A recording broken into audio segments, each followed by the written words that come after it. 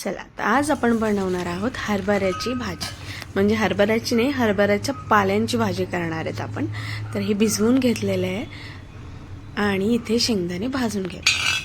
Almost भाजून झालेले आहेत. आता आपण काढून घेऊ, म्हणजे आपल्याला अजूनही प्रोसेस फॉलो करायची. शेंगदाणे छान खरपूस भाजून घेतले, सगळे बाजूला काढले आणि गार करायला ठेवूयात थोडा वेळ, म्हणजे आपल्याला ग्राइंड करायला इझी पडेल. झाले.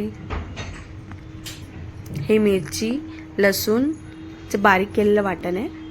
हरभऱ्याचा पाला आणि थोडेसे हरभरे टाकलेत मी मिक्सरमध्ये, त्याला पण बारीक करायचं आहे थोडं आपल्याला.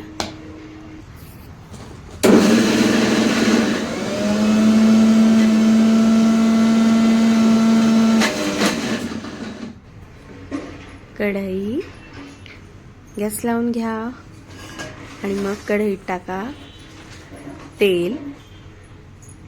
कढई चांगली तापल्यावरच टाका. हे मी राईस ब्रॅन ऑइल यूज करते, बिकॉज हेल्दी असतं शरीरासाठी. सो तेल जरा गरम झालं की थोडीशी मोहरी पण चांगली लगेच तडतडली आहे गरम झाल्यामुळे तेल. आता त्यात आपण टाकूया थोडासा जिरा.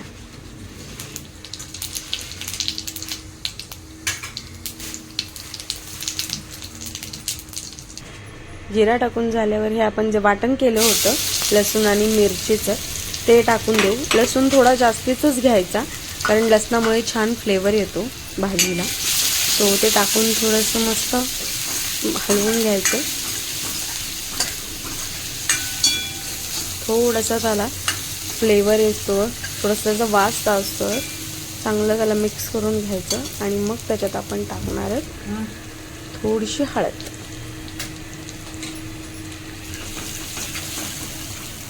हळद पण चांगली मिक्स करून घ्यायचे. सगळं एकजीव झालं, छान वास येतो फोडणीचा. हे मी थोडेसे हरभरे टाकलेत त्याच्यात. आपण जसं गरगाट पालकचं गरगाट बनवतो तेव्हा शेंगदाणे टाकतो, तसं मी हे हरभऱ्याचं बनवत होते म्हणून थोडेसे हरभरे टाकले. हे पण छान लागतं नंतर भाजीमध्ये जे हरभरे येतात.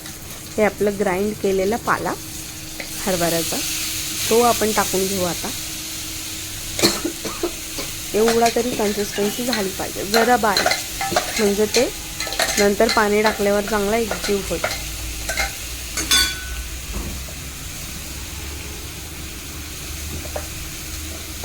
तो मिक्सरमध्ये काहीच टाकायचं नाही.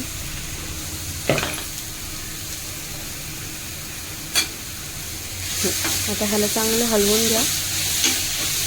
मसाला आपला पूर्ण एकजीव झाला पाहिजे.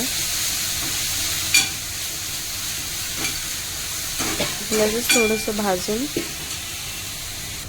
थोडंसं तेल तुम्हाला आवश्यक वाटलं तर टाकून घ्या.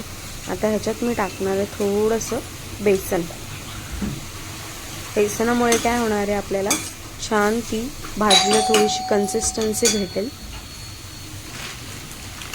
सो ही अशी हिरवीगार. मीठ आपण टाकलेलं नाही आहे, नंतर टाकणार आहोत. हे बेसन, थोडंसं बेसन टाकून ते भाजलं जाईल चांगलं, म्हणजे भाजीसोबत. हे भाजीला एक छान रिचनेस येतो याच्यामुळे.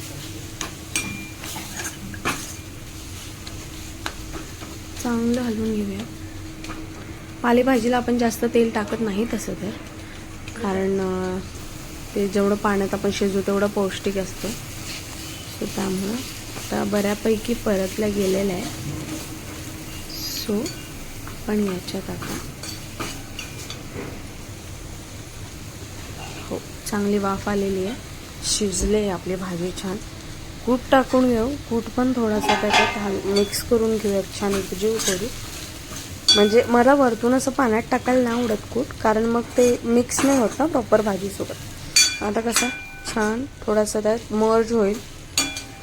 मग आपण त्याच्यात थोडंसं गरम पाणी टाकलं तरी चालेल, किंवा मग नॉर्मल पाणी टाकलं तरी चालेल. लवकर भाजी बनवायची असेल तर थोडं गरम पाणी टाका. चांगलं मिक्स करून घ्या. बऱ्यापैकी आपला इकडची वाटत झालेलं आहे. कोणाला सुकी भाजी हवी असेल तर असंही खाऊ शकता, अदरवाईज थोडंसं पाणी. तर मी ज्या मिक्सरमध्ये आपण वाटण केलं होतं त्याच्यातच पाणी घेऊन टाकलंय, कारण काही वेस्ट जायला नको आपलं. सो तुम्हाला हवी तशी कन्सिस्टन्सी तुम्ही ठेवू शकता. एवढी थिक हवी तर तुम्ही थिक ठेवा, किंवा सुकी खायची असेल भाजी तशीच खावा, अदरवाईज मग अजून थोडंसं पाणी घातलं तरी चालेल. मिक्स करून घ्यायचं छान. आता ही कन्सिस्टन्सी पण ठीक आहे मला, पण मला थोडं पाणी पाहिजे, कारण आमच्या घरात थोडंसं असं भातावर सुद्धा लागतं भाजी. फक्त भाजी चपाती कोणी खात नाही, त्यामुळे आम्ही त्याच्यावर सुद्धा घेतो.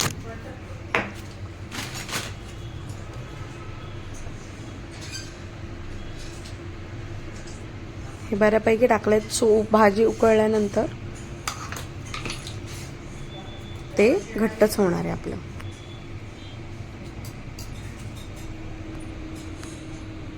हे मी आत्ता मीठ घालतीये, कारण पालेभाजीमध्ये तुम्ही जेवढं उशिरा मीठ घालता तेवढं छान, म्हणजे पालेभाजी अशी हिरवी दिसते. लवकर मीठ घातलं की त्याचा कलर चेंज होतो. सो आता आपण थोडं उशिरा मीठ घालतो.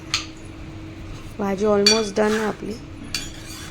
तर एक उकळी आली की आपण त्याला झाकण लावून ठेवणार आहोत 10 ते 15 मिनटं. बारीक मंद आचेवर एकदम त्याला शिजू द्यायचं आहे. आपली उकळी आलेली आहे आता छान भाजीला. आपण त्याला झाकण ठेवून टाकूया. खूप छान लागते चवीला ही भाजी. तुम्ही नक्की ट्राय करून बघा आणि कशी झाली मला कमेंटमध्ये नक्की सांगा.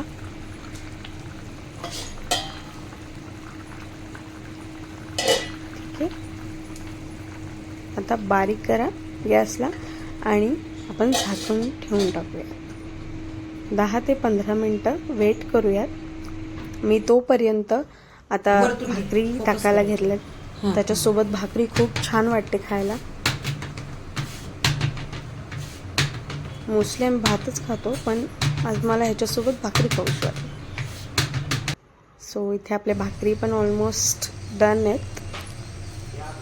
आता भाकरी झाली की भाजी पण एककडे आपली झालेली आहे.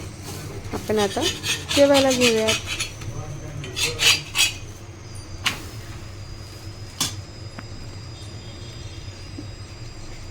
ही भाजीचं लुक आहे. आम्ही जेवायला पण घेतलं आता भाकरी, भाजी आणि मिरची. चवीला खूप छान झाली होती. मला खरंच खूप आवडली. तुम्हालाही आवडेल, नक्की ट्राय करा.